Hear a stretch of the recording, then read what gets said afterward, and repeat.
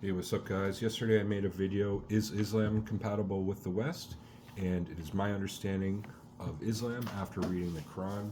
And then what I did was break down a lot of the principles of the Quran and of Islam that I believe are compatible with West, but then I also stated some that aren't, as well as kind of some more cultural differences where, we might not see eye to eye on. So I recommend watching that video out, and this will probably be my last video on this subject, at least for now. I don't want to beat a horse to death on this one, but you know what I mean? I like to focus on all different types of topics, but I think this is a good one, a good conclusion to this kind of trilogy of videos that I made on Islam. So I recommend everybody watch all of those to get a full understanding of what my opinion is, because I did read the Quran. I have it right here beside me, and there are some things I'm impressed about with, but as well, it's not like a lot of it was like to me, like I stated in some of my last videos, like groundbreaking. There were some things which was like, okay, made you think about moral reasoning and justice and, you know, general philosophy, which I love, and that's what I encourage always. But I wish some things were elaborated better, to say the least. Well, anyway, that's what I mentioned in my last videos. I got a comment on that one of those videos saying the one that is Islam compatible with the West, and somebody say no, it isn't. Moderate Muhammad only gives thumbs up as the radical beheads you. Look at the no-go zones run by Somali Muslims in Minnesota, or entire sanctions in the UK. But Islam is right about women. Okay, I think I understand what he's saying there. And first of all, I want to say that I lived in England, and I understand that England has like a large Islamic population.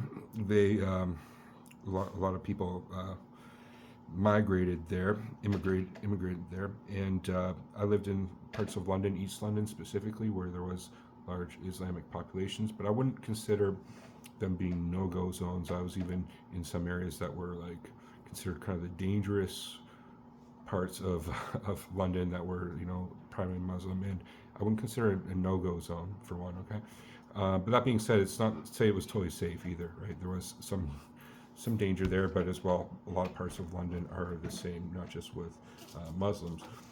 So, but I take your point about the no-go zones. I don't know totally about Minnesota specifically, but I would say that a lot of that, if there was, like, say, there's always been different cultural parts, like Chinatown or Little Italy in different cities and whatnot, and there might be a little Somalia in some areas, and I wouldn't attribute, even though Somalia is Islamic, I wouldn't attribute that danger necessarily to the core principles of Islam in itself, but more so having to do with some socio-cultural issues there. Okay, because there are countries that are Islamic, like Turkey and things that you would, like, if there was a little Turkey, I don't think you necessarily have that same level of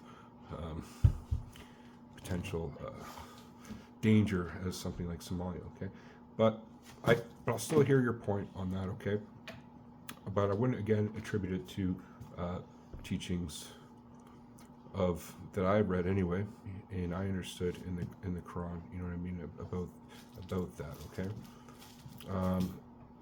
The idea of radical versus moderate Islam, I totally understand that, because I call it fundamental Islam, and there are some, and you have to make distinctions even within Islam, even between Shia and Sunni, right? Which they're not too friendly historically with each other, but there are countries like Lebanon, Turkey, even Syria at one time. I don't know Syria now. Well, I'm sure you can still go to Syria now, but Syria, there was a bit of a conflict there, and that's a bit of a difficult one. Egypt, Tunisia, Morocco, very nice. Morocco, all Islamic countries, and it's not necessarily like first of all, dangerous place. They might have some rigid rules and regulations that you might not agree with, and again, in my last video talked all about that, the justice, and for a prime example would be somewhere like Abu Dhabi or Dubai. You know, very safest place I think you could be on the planet, as long as you don't break the fucking rules and you end up in one of those prisons. So that comes down to a tough justice, right?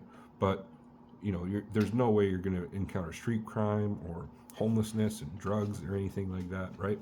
And not to defend it per se, like they had a history of, you know, using foreign labor to build their cities that was unethical and things. Like there might be some criticisms there, but again, I want to attribute that to Islam. Now again, radical versus moderate Islam. One is that's fundamentalist, is very militant in their intentions, and they want to expand the Islamic Caliphate through military means. And but we saw that after the Arab Spring, groups such as ISIS and other jihadist militant groups, different collection of them, come into to create trouble, and they're the ones that I believe the West should be definitely wary about. And I know imams, which are the Islamic leaders, I know specific ones that I follow that are very rational and reasonable, talk strongly against those, okay, and strongly against countries like Saudi Arabia and things. So there's a voice of reason there as well, if you listen. I wouldn't totally agree with your point there that, you know, moderate Muslim isn't. They're also pointing things out, and I recommend listening to the Imam of Peace on that one. Okay. I think the vast majority of Muslims that you'll encounter in the world, like I take Ubers often in my city, and a lot of them are African Muslims. Some are from other places, and I'm kind of drunk sometimes, all because I'm taking Uber, I'm not driving. I like engage in conversation where they're from and talking about it, and you know, this. But I just probe them and get them to elaborate. The vast majority of these people are nice, are very kind, and they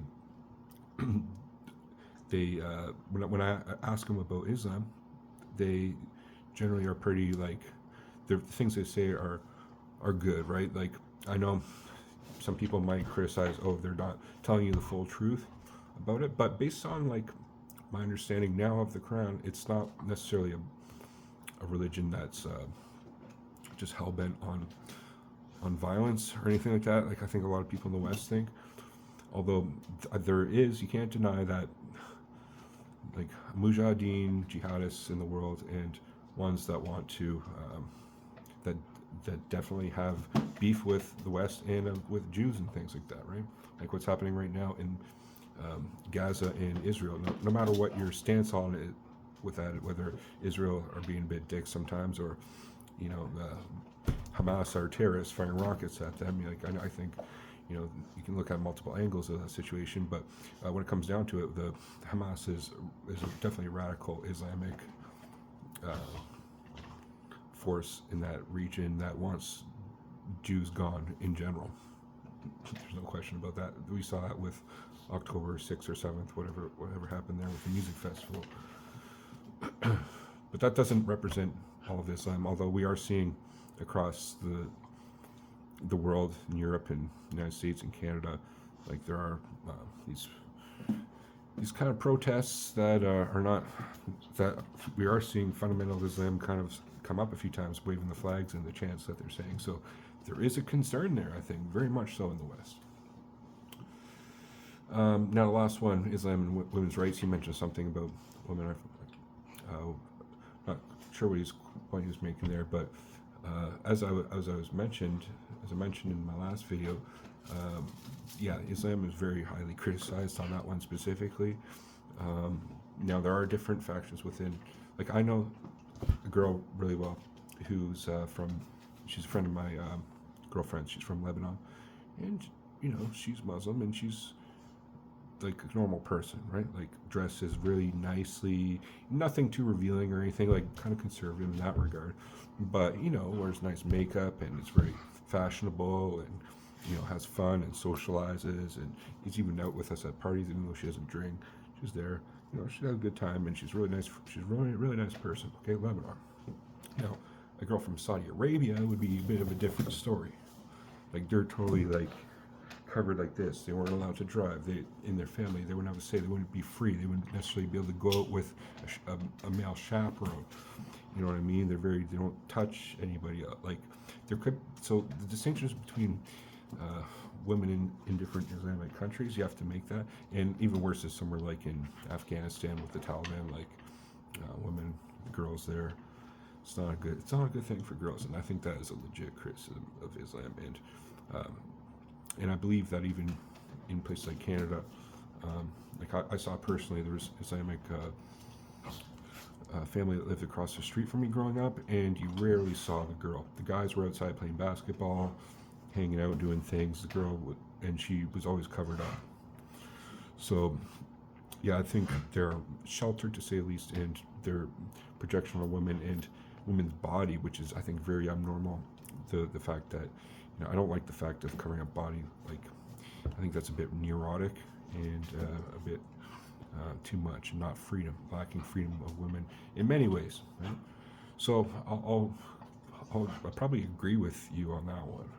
So again, this video isn't to like totally debate you or like because I think largely I do agree, but you have to take it's more there's cultural aspects you got to take into account, like different countries, and the fact that not all Muslim countries are the same. Islam's not all the same. Islam is the same, but like how it's represented in different countries, in the traditions, behaviors, customs, and law, it changes, right? But nonetheless, like they're known to be very strict on certain things. Like you don't want to fuck around in Dubai; you'll be fucked. Like you get thrown away for 1 or 2 years for like the simplest of like violations, right?